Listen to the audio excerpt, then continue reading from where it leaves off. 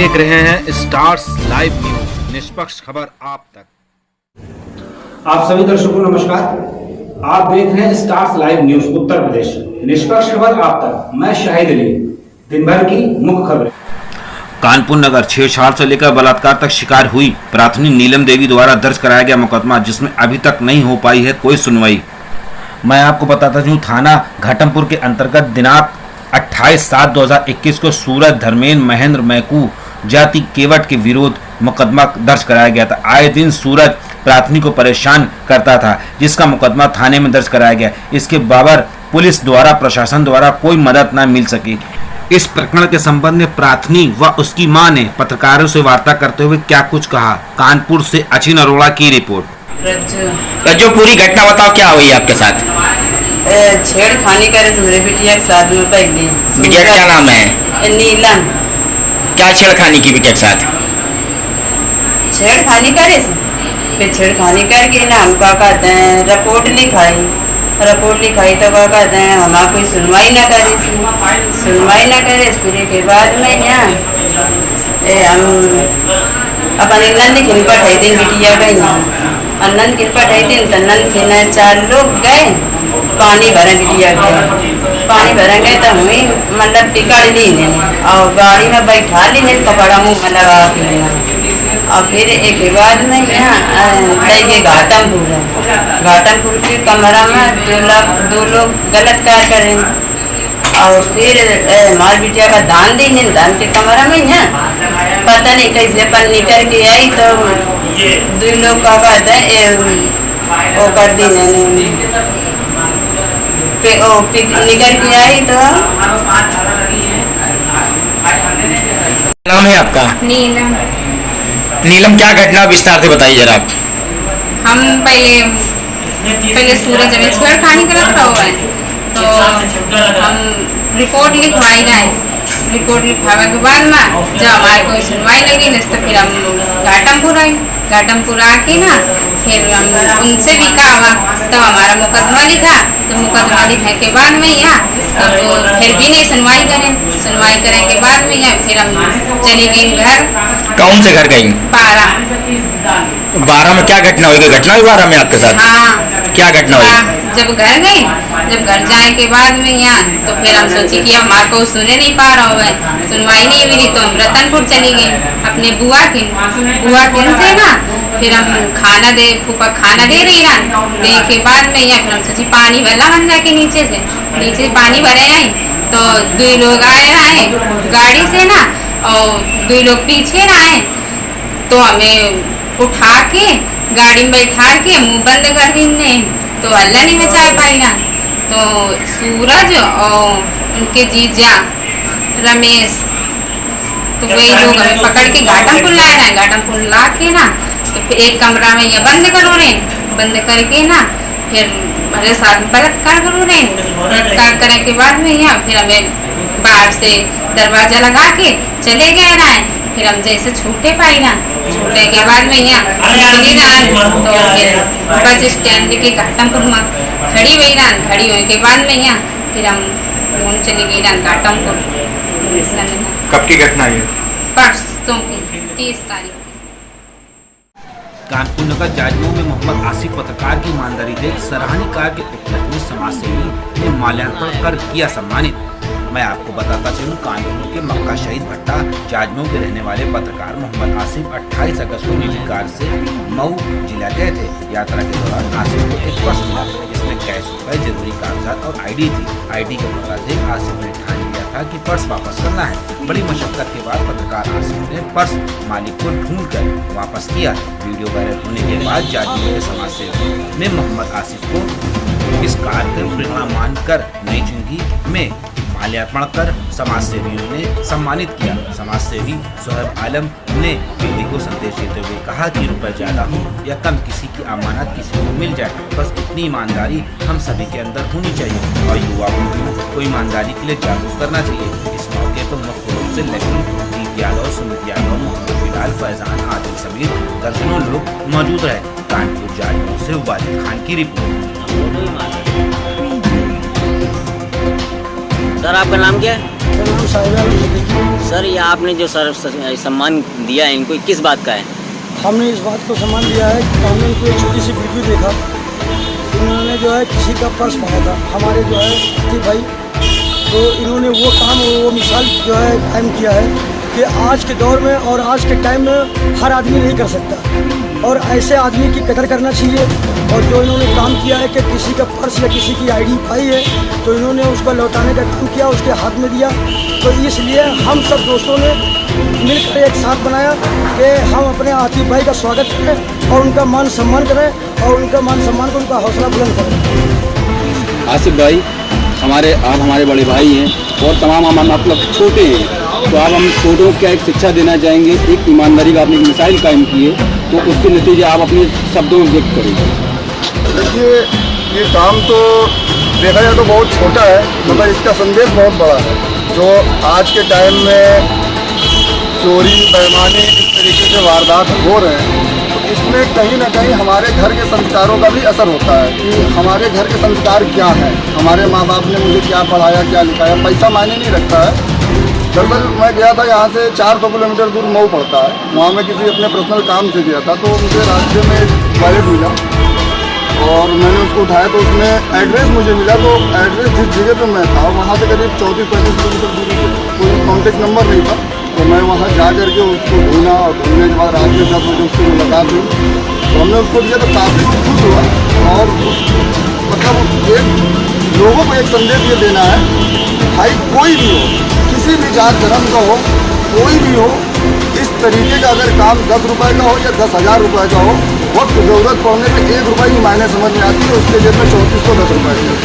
कभी कभी लोग 1 रुपये के लिए तरस जाते हैं, एक बिस्किट के लिए। बहुत से न्यूज़ हम लोग देखा करते हैं, कहीं एक बिस्किट के लिए बच्चा भूखा रह जाता है, दूध के लिए भूखा रह जाता है, वो 3410 रुपये थे। तो मेरे लिए 3410 रुपये कोई मायने नहीं थे। उसकी सोच मतलब उसके बारे में मैंने सोचा इस काम के लिए अगले ने रखा होगा, ये सोच करके मैंने उसको दिया। और सभी को संदेश देना चाहूँगा कि हर आदमी अगर मौका मिले तो जिसका भी कोई छोटा से बड़ा सामान हो उसके तक पहुँचाए।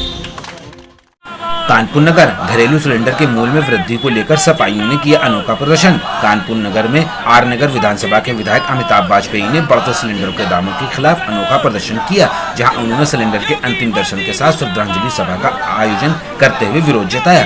उन्होंने बताया कि सरकार द्वारा 1 महीने में 2 बार सिलेंडर के दामों में वृद्धि की जा चुकी है, जो आम आदमी के बजट से बाहर होता जा रहा है, जिसको लेकर आज हम लोगों ने सिलेंडर की श्रद्धांजलि देने का कार्यक्रम रखकर विरोध जताया। देखिए इस कार्यक्रम के संबंध में आर नगर विधानसभा के विधायक अमिताभ वाजपेयी ने क्या कुछ कहा, पत्रकारों से वार्ता करते हुए। कानपुर से आमिर सिद्दीकी की रिपोर्ट।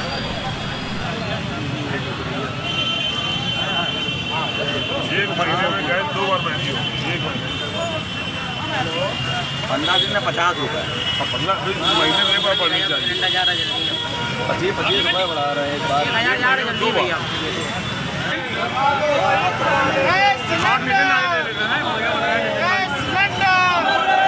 नहीं चाहिए अच्छे से, नहीं चाहिए अच्छे से। मोदी मुर्दाबाद, मुर्दाबाद, मुर्दाबाद। जिंदाबाद, जिंदाबाद, जिंदाबाद। मोदी मुर्दाबाद, मुर्दाबाद, मुर्दाबाद। सिलेंडर अमर रहे, अमर रहे, अमर रहे। सिलेंडर अमर रहे, अमर रहे, अमर रहे। हटा दो हमारे अच्छे दिन, नहीं चाहिए हमारे अच्छे दिन, नहीं चाहिए अच्छे दिन, पुराने दिन, नहीं चाहिए अच्छे दिन, लौटा दो हमारे।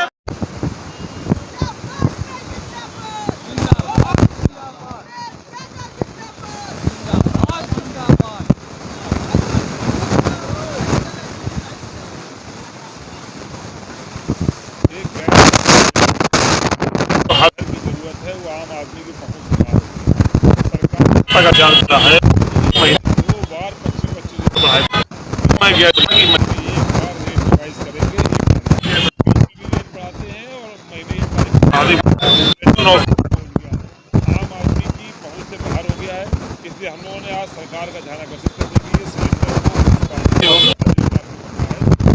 को लोग देख नहीं पाएंगे, इसके उसके बाद चूल्हे पे खाना पकाने की तैयारी।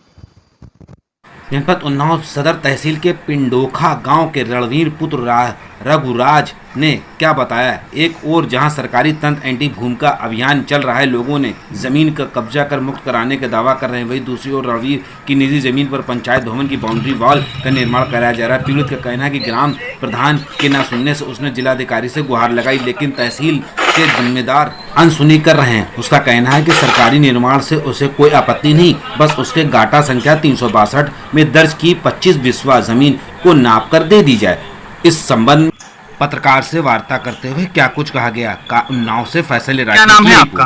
हमारा नाम अभय प्रताप सिंह है। अच्छा, क्या प्रकरण एक चल रहा, आपके द्वारा आरोप लगाया जा रहा है कि आपकी जमीन पर अवैध कब्जा किया जा रहा है, क्या है पूरा मामला? भैया, हमारा गाटा संख्या 362 पर भूमि है जो कि 25 बिस्वा है, और वो 25 बिस्वा से ही रोड निकली हुई है गांव के लिए। अच्छा। जिससे हमारी भूमि जो गाटा संख्या 362 है वो 2 भागों में बंट जाता है। तो दूसरे भाग में जिधर हमारी लगभग 5-6 बिस्वा के आसपास जमीन है, उससे मिली हुई ही पशुचर की जमीन है 363 नंबर, जिस पर पंचायत भवन का निर्माण हो रहा है। तो पंचायत भवन का निर्माण ग्राम प्रधान द्वारा हमारी जो पंचायत भवन की बाउंड्री बन रही है, तो वो बाउंड्री हमारे 362 नंबर की जो भूमि है उस पर वो जबरदस्ती करवाई जा रही है। जब प्रधान से आप मिले, आपने उनसे शिकायत प्रधान जी से हमने कहा, हाँ। तो उन्होंने कहा आप नाप करवा लीजिए। अच्छा। नाप के लिए जब कानूनगो साहब आए तो उन्होंने नक्शे पर जो भुजा नापी 70 मीटर, हाँ। तो उस 70 मीटर को जो जमीन पर उन्होंने नापा तो 45 मीटर तक लेके गए, हाँ। जो कि रोड के एक छोर तक पहुंचती है, हाँ। और 45 मीटर के बाद उन्होंने नाप छोड़ दी, हाँ। और फिर हमको गोलमोल करने लगे कि यहाँ पर ये जमीन नहीं है, वहाँ पर वो जमीन नहीं है, हाँ। और अंत में प्रधान के द्वारा आपकी कोई मदद नहीं की जा रही? प्रधान के द्वारा कोई मदद। आपने इसकी शिकायत कहीं और अधिकारियों से की, संबंधित अधिकारियों से की? इसकी शिकायत हमने माननीय जिलाधिकारी महोदय से की थी, जिसके सापेक्ष में उन्होंने माननीय सदर SDM को आदेश किया था कि जब तक इनकी हदबरारी का आदेश निर्णय नहीं हो जाता है, हाँ। तब तक उस पर कोई कार्यवाही नहीं होनी चाहिए, निर्माण नहीं होना चाहिए। हाँ। आज जबकि कानूनगो साहब वहाँ पर मौजूद थे, सुजीत जी, जो कि हमारे क्षेत्र के कानूनगो हैं, उनको जब हमने वो आदेश दिखाया कि DM साहब ने ये आदेश किया है, 31 तारीख का उसका आदेश है, उस पर अभी तक कोई भी व्याख्या नहीं लगी हुई है।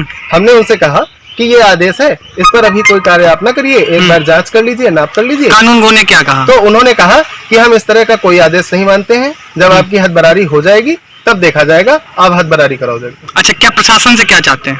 हम प्रशासन से बस यही चाहते हैं कि हमारी 362 नंबर की जो 25 बिस्वा जमीन है, जो कि इंतखाब पे भी दर्ज है, वो हमारी निकाल के हमको दे दी जाए, और उसके बाद जो भी सरकारी कार्य हो रहा है वो। कानपुर नगर विगत दिनों 9/8/2021 गुरुवार सायंकाल 4 बजे वैश्य चेतना फाउंडेशन के संस्थापक एवं प्रदेश अध्यक्ष, पूर्व मेयर प्रत्याशी एवं वरिष्ठ व्यापारी नेता श्री रतन गुप्ता जी ने अपने निवास 84/113 केशव भवन संघ कार्यालय बंगल में कारवालू नगर कानपुर में आयोजित वैश्य अभिनंदन समारोह में श्री जयप्रकाश श्री गुप्ता केंद्रीय सदस्य खाद्य उद्योग आयोग सूक्ष्म लघु एवं मध्य उद्योग मंत्रालय भारत सरकार का स्वागत किया। आए हुए मुख्य अतिथि जय श्री प्रकाश शुक्ला ने इस कार्यक्रम के संबंध में क्या कुछ कहा। कानपुर से सौराब खान की रिपोर्ट। ये जैसा कि आप सब जानते हैं कि आज़ादी की ये 75वीं वर्षगांठ है, भारत का अमृत महोत्सव वर्ष चल रहा है, और खादी के भी 65 वर्ष चल रहे हैं। हम लोग खादी सिर्फ वस्त्र नहीं है, एक विचार भी है। हम लोग यदि आज़ादी की बात करें तो आज़ादी और खादी दोनों एक दूसरे के पूरक थे। मैं समझता हूँ कि आज़ादी खादी के बगैर असंभव थी, क्योंकि जितने भी आज़ादी में जो हमारे सेनानी थे वो सब खादी वापरते थे, और इसीलिए ये वर्ष निश्चित रूप से एक विशेष वर्ष है। और विशेष वर्ष इसीलिए कि जो खादी है वो इस समय में 97,000 करोड़ का टर्नओवर इस वर्ष हुआ है, यानी देश के खादी के इतिहास में सबसे अधिक टर्नओवर हुआ। विपरीत परिस्थिति में हुआ, कोरोना संक्रमण था, लॉकडाउन था, उद्योग बंद थे, व्यापार चौपट थे, उसके बावजूद प्रधानमंत्री नरेंद्र मोदी जी ने पूरे देश को जो आह्वान किया, स्वदेशी वापरें, स्वदेशी अपनाएं, स्वदेशी बनाएं, आत्मनिर्भर भारत, और साथ ही लोकल फॉर वोकल, जो ये एक उन्होंने संदेश दिया, और मैं समझता हूँ कि उससे एक पूरे लोगों ने इसको स्वीकारा। हमारे निवर्तमान मंत्री नितिन जी गडकरी जो MSME के मंत्री थे, उन्होंने इसको प्रसिद्धि दिलाई। बहुत सारी नई नई योजनाएं आज हम लोग देख रहे कि गांव को मजबूत होना बहुत ज़रूरी है। गांव के लोग शहर की तरफ पलायन कर रहे हैं। नारी सशक्तिकरण, महिलाओं को रोजगार, महिलाओं का सशक्तिकरण, ऐसी विभिन्न योजनाएं लेके खादी ग्राम उद्योग खादी का मतलब ये है कि ज़मीन से जुड़ी हुई बात, मिट्टी की बात, भारत माता की बात, ऑर्गेनिक, जो शुद्धता की गारंटी देती है। आज ऐसी चीज़ों का वापरना भी, मैं 2 दिन से लखनऊ और कानपुर में हूँ, जो यहाँ का मौसम है वो निश्चित रूप से खादी के अनुकूल है। मैंने भी खादी पहनी है, दिन भर देख रहा हूँ आपको भी कितने पसीने छूट रहे हैं, लेकिन पसीना गीला भी होता है, सूखता है, वो सिर्फ खादी का ही काम है। हमारा जो भारत का हवामान है, वातावरण है, मौसम है, 11 महीने हम लोग यदि खादी वापरें तो उसके अनुकूल है। इसीलिए हम लोग चाहते हैं कि लोग खादी कम से कम सप्ताह में 1 दिन जरूर पहने, देश के लोग उसको राष्ट्रीय वस्त्र करके इसको स्वीकार करें। और विशेष ये कि आज हम लोगों को रोज़गार की बहुत ज़रूरत है, हर व्यक्ति को। हमारे रोज़गार जो थे लोगों के वो ख़त्म हो गए हैं। जो लोग स्थापित लोग थे, जिनका चलता हुआ कारोबार था, कोरोना के संक्रमण के बाद 1.5 वर्षों में वो ख़त्म हुए। नए लोगों को रोज़गार की ज़रूरत है। हमारे पास में प्रधानमंत्री सृजन कार्यक्रम है बहुत बड़ा, जो हम गांव-गांव में, शहर-शहर के लोगों को रोज़गार दे सकते हैं। महिलाओं को 35 से 40% सब्सिडी के साथ रोज़गार दे सकते हैं। ये हमारा एक बड़ा PMGP का कार्यक्रम है। हमने अभी गाँव को दत्तक लेने का प्रोग्राम बनाया, रोज़गार युक्त गाँव, खादी का गाँव, चरखे, हमारे किसान जो मिट्टी के बर्तन बनाते हैं, कुम्हार का सशक्तिकरण, साथ ही जितनी ज़मीन से जुड़ी हुई चीज़ें जो ऑर्गेनिक हैं, शुद्ध हैं, ऐसी सब चीज़ों को एक अच्छा व्यापक मार्केट सिर्फ भारत ही नहीं दुनिया में बनाने का काम हमने इस समय में 125 देशों को हमारे साथ में एफिलिएशन किया दुनिया के। आज यदि देखेंगे, हमारा सबसे गौरव का प्रतीक है हमारा राष्ट्रध्वज। वो यदि कोई संस्था बनाती है तो हमारा खादी ग्राम उद्योगी बनाती है ये चीज़ें। हम लोग भविष्य में भी बहुत सारी योजनाएं लेके लोगों को रोजगार आ रहा है। तो मैं यहाँ पर दोनों संदेश के हिसाब से आया हूँ। एक सामाजिक सद्भावना, हमारे समाज के लोगों से आपसी स्नेह प्रेम, कानपुर के लोग वैसे ही प्रेम करने में प्रसिद्ध है। 2022 में क्या तैयारी चल रही है आप लोग की? क्या 2022 की तैयारी चल रही है आप लोग की?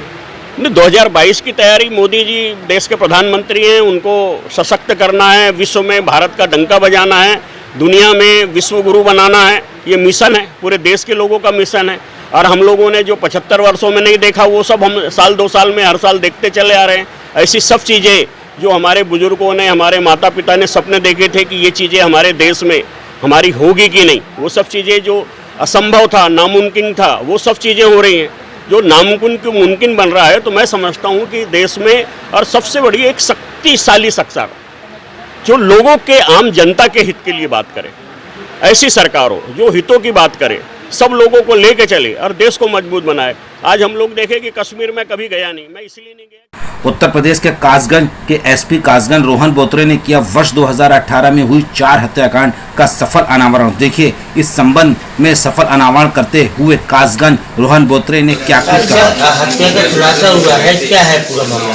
देखिए, जो हत्या का खुलासा कासगंज पुलिस द्वारा किया है, 4 मर्डर्स का एक साथ एक व्यक्ति द्वारा करने के बाद ये खुलासा जो है वो किया गया है।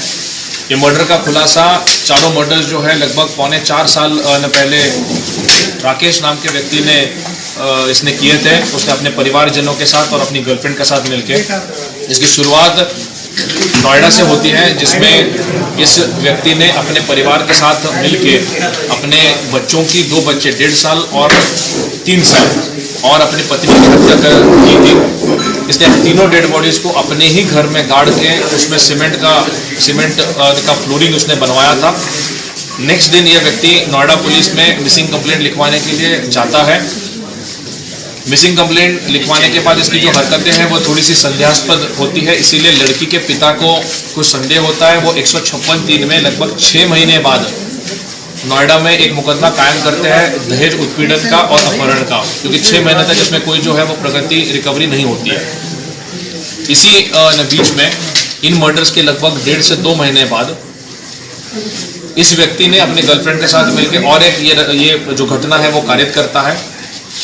इन तीनों मर्डर्स को छुपाने के लिए और खुद की आइडेंटिटी को छुपाने के लिए और ये दिखाने के लिए कि खुद की मृत्यु हो चुकी है, यह एक व्यक्ति जिसका नाम कलुआ है, जो इसी के जो है गांव गंगीरी अलीगढ़ के रहने वाला है, उसको ये दोनों लोग शराब पिलवाने के लिए कासगंज लेकर आते हैं। कासगंज में इसकी सर काट के, हाथ काट के इसकी हत्या करते हैं। उस डेड बॉडी को राकेश अपने खुद के कपड़े पहनाता है और वहाँ पे LIC का अपना पहचान पत्र भी डाल देता है। ये करवाने के लिए कि ये तो राकेश की ही डेड बॉडी है, अन्य किसी की नहीं है। इसी डेड बॉडी को षड्यंत्र के तहत राकेश के पिताजी और घरवाले क्लेम करते हैं। इसमें एक मर्डर का मुकदमा उस समय पे कायम होता है जो अभी तक पेंडिंग चल रहा था। इसकी परीक्षण रिपोर्ट डीएनए जाती है। परीक्षण रिपोर्ट में 1 महीने पहले जब एक रिपोर्ट हम लोगों के पास आई थी तो ये ज्ञात हुआ था कि इसका शुभ रात्रि, शब्बा खैर। आप देख रहे थे स्टार्स लाइव न्यूज।